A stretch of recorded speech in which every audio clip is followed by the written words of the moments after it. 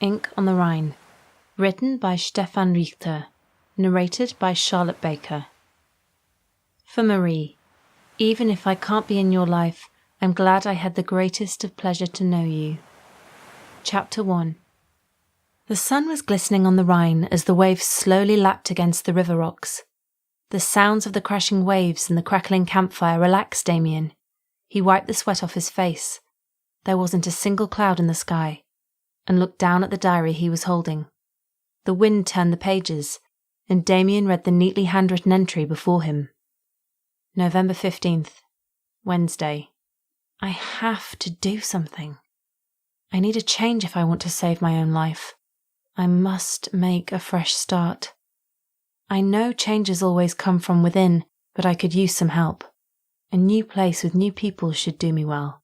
Why not try? Of course, I won't forget anything that happened. How? So are you going to burn it or what?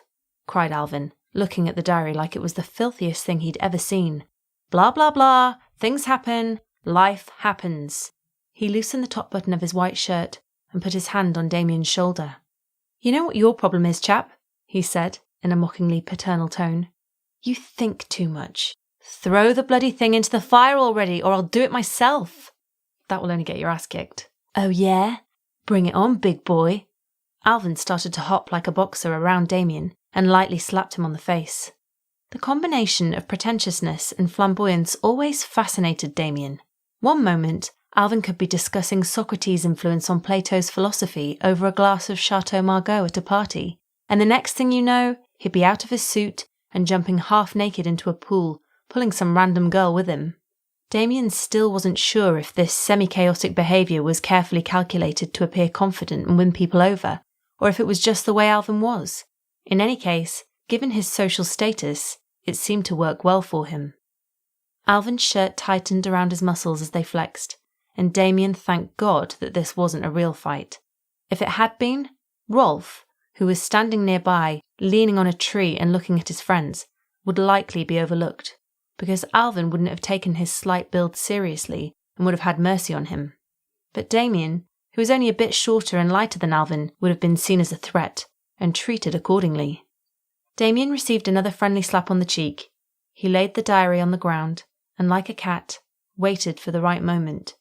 With a quick, sharp movement, he grabbed Alvin's wrist, pulled it closer, and then moved it back, folding Alvin's arm and pushing the elbow up with his left hand, causing Alvin to rotate and turn his back to Damien. Finally, he held his friend's arm and head in a strong, unbreakable lock. Are you having fun now? Damien laughed. It's always fun with a wanker like you. Careful with the jacket, though. Costs a fortune. Come on, you two, we need to go soon. Rolf brushed a leaf from his bright white polo sneaker, yawned in boredom, and turned away to look at the waves. Listen to Blondie D. Blondes are always right. Tais-toi, barked Rolf. Oh, look at this cutie. So angry he speaks French now. Come here, I'll kiss you, princess. Alvin folded his lips like he was about to give Rolf a kiss. Damien sighed and loosened his grip. Okay, enough of this. Let's get it over with and go. He picked up the diary and stepped closer to the campfire. The tongues of flame flashed up and became higher and fiercer as if in anticipation of the coming feast of Damien's memories. Damien felt the warmth of the fire on his hands and looked at the diary one last time. The old, thick book had a hard, black leather cover with a code lock, and it didn't have a single blank page left inside. All the important memories from his past were carefully documented, and not a tiny detail was missed. All were about to be devoured by flames and burnt off into the air to be carried far away from him by the wind. He tore the leather cover off the diary and threw the pages into the fire. The smell of his past burning wafted up as the pages became black, curling in agony and turning to ashes. Rolf walked closer to the fire and stared at it, unimpressed and chewing his gum, while Alvin decided to take a piss on a tree nearby. Is it the right time and place? Asked Rolf, visibly annoyed, turning away from Alvin. It's always the right time and place. Le barbare. Le. Alvin mocked him as he closed the zipper of his black suit pants, buckled up his leather belt, and put his sunglasses on. In his low voice, the mock sounded more like a threat. Isn't it funny that you're trying so hard to be like me? I Beg your pardon? Rolf frowned. Alvin walked closer to the fire and continued to talk to Rolf without looking at him. You're acting all disgusted now, like I've just committed a crime, and I guess in your eyes that was exactly what I did. But in order to commit a crime, one must break the law. You're scolding me for breaking the unwritten societal rule. Okay, I get it. But look around, Rolf. There's no one here. What's the point of your rules at this very moment? Nothing. But you're so well trained that you're still following them, even when it makes no sense. Think about it. The next time you're waiting in the middle of the night for the green light to cross the road when the street is empty, standing there and looking around for approval. Check me out. This is who I am. This is what I do and what I represent. I follow the rules, like someone is going to give you an award for obedience. And while you're waiting there for your medal, I'm going to cross the road before you do, leaving you behind. I have my principles, said Rolf coldly. Bloody principles? You're enslaved by them. Do you even know where you got them from? From people like me. People who don't give a damn. We gave you a book of rules so we can have less competition, so we can get what we want by cutting corners and shame you when you're trying to do the same. Alvin looked at Rolf. I know deep down inside you want to be like me. You want to be free. You want to be able to take a piss on a tree without worrying what other people might think, even when no one is around. But you can't. You're clinging to your precious rules, afraid of any social judgment and making yourself as dull and blunt as you possibly can, to blend in with the rest of your kind perfectly. It's the road to being mediocre, Rolf, but you won't reach the stars with this behaviour. Rolf sneered. Are you going to go into full Ayn Rand mode on me now? The question isn't who is going to let me, it's who is going to stop me, and stuff. Damien, caught in his own thoughts, completely ignored the conversation and watched as last pages of the diary burned out. A light, fresh breeze picked up, ruffled his dark hair, and swirled up flecks of ash in front of him, then died down as suddenly as it had begun, as if someone had let out an exhale of relief. Damien put out the campfire, scooped what was left of the ashes with his bare hands, and went to the river. Wasn't it enough to burn it? Asked Rolf. I want it to be completely gone. Alvin rolled his eyes but said nothing, and waited nearby with his hands in his pockets trying to hide his impatience. Damien stood on one of the river stones and threw the ashes into the water, watching them float away. He felt relaxed and free, and took a deep breath of fresh air. My new life begins today, he said calmly. Rolf took a small stone and threw it into the ashes, causing the waves to break up the floating pile which drifted apart. He looked at Damien and winked. The beginning is always today. Ah, how sweet. Let's hug, everybody, Alvin huffed. Can we go now? Damien paid no attention to Alvin as he crouched and put his palm in the water, feeling the pleasant coldness of the waves kissing his hand. Without saying a word, he stood up, turned around, and started to walk away from the Rhine to the Stadtpark. Rolf and Alvin followed. So, the new teacher, started Rolf. I've heard a lot about her. What's her name again? Asked Damien. Marit, I think? Or maybe Millie, something like that. Mia, corrected Alvin.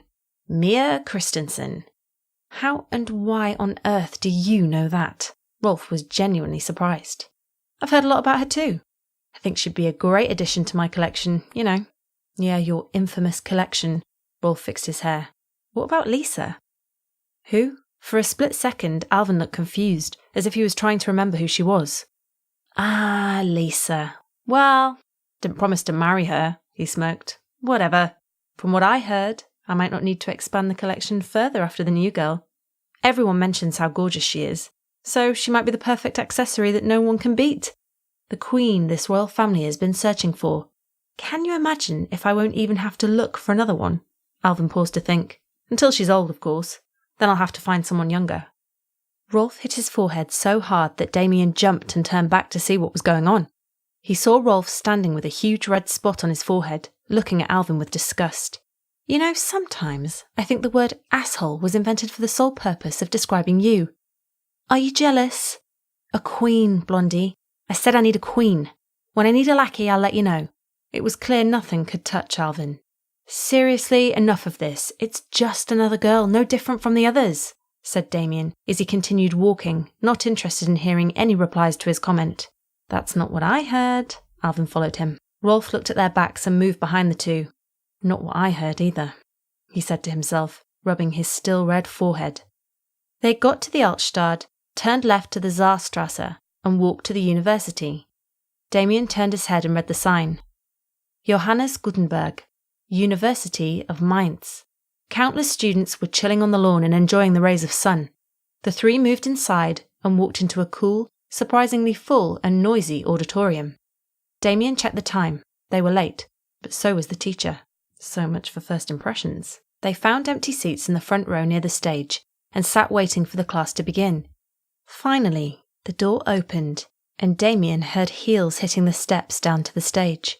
He turned his head towards the sound and saw a tall, slim and elegant woman in her late 20s, the same age as most of her students, wearing knee-high brown boots, old faded blue jeans, an oversized white pullover and a brown silk scarf. Damien looked at a bracelet on her left wrist and couldn't figure out whether it was Peruvian or African, but noticed that every single detail of her attire matched. She tacked her blonde hair behind her ear with her right hand, and he spotted ink on the back of her arm. Even though she was moving gracefully, the movement was too quick to see exactly what her tattoos looked like, but he was eager to find out later. He turned to Rolf to make a comment, but noticed him staring at her without blinking. His jaw was a bit opened, eyebrows slightly raised and furrowed. He looked like a still life, not even the slightest movement in his body. His eyes were full of adoration and love. Damien smiled and turned to Alvin to comment on Rolf's peculiar behaviour, but saw the exact same thing from him. At that moment, he realised that he could hear his breath. The auditorium that just a moment ago was so noisy he couldn't hear his own thoughts was now soaking in silence. He glanced across the place and saw everyone acting the same way, motionlessly staring at Mia. Damien turned his eyes, looked at her face, and froze, unable to look away. He started to trace her every curve and feature with his eyes, her nose, lips, eyelashes, cheekbones, everything. He remembered the time when he was discovering classical art and going to every museum he could find. After a dozen of them, he got so used to beauty and ancient Greek aesthetics that it seemed nothing could impress him. One day, he noticed a museum he had never visited before and was thinking of ignoring it at first, but then decided to quickly check it out, since it was on his way anyhow. He rushed through it, completely blasé about what he saw, and was speeding up with every new hall, one after another. They were all the same, containing extraordinary beauty that couldn't move him anymore. He entered another large hall and glanced at marble busts standing along the walls. Suddenly, he stopped in astonishment when he saw a statue of a young lady dancing in a transparent toga. Her body was relaxed, her face full of life. Damien started to examine the folds of her toga, greatly impressed with how real they looked. The stone was carved to resemble the flow of silk. The toga revealed a dancer's body under it, and Damien couldn't understand how something as exquisite as this could have been created from solid rock. He looked up at her face and was struck again. The sculptor perfected every single feature, every tiny detail of her face, and froze it in time in white polished marble. Damien started to circle around the statue without taking his eyes from it, and discovered something new with every lap. It took him about an hour before he could stop and move away, but the image still haunted him. It was an artificially created perfection, where every line was carefully calculated, and every feature carved by the professional hand of a sculptor. Even though it was difficult to believe, the sculpture was the work of human hands, and that was something Damien could comprehend. What he couldn't comprehend was how it was possible to see the same perfectly defined beauty standing in flesh and blood before him. Mia smiled coyly and quickly checked the students. It was the greeting she was accustomed to and learned to ignore it, just like everything that was going to follow a bit later when they would finally be released from the spell, at least to the point where they could move and talk. All the coming compliments, praise, and the attention. She sighed and turned her head towards the glass door near the emergency exit to the left of the stage, afraid of looking at her own reflection, but wanting to prove to herself that she was in control of her fears, and not the other way around. It took all her strength to move her eyes a bit, so she could see her boots reflected in the glass. She cautiously moved her eyes a little higher, then again, and again, until she got to the neck. She stopped, breathed in, and slowly breathed out. Her left hand closed tightly into a fist, and fingernails pressed deep into her palm, almost cutting the skin. She waited a couple of seconds for the pain to distract her from hesitation and looked higher. The reflection was blurred, ever-changing, liquid, and always moving. She tried to focus on her face to see at least one of her features clearly, but saw only rainbow light playing, flowing, and morphing where her face should have been. Mia looked at the students who were still staring at her in silence. She checked her smile to make sure she was keeping a perfect facade, and pressed her fingernails deeper into her palm.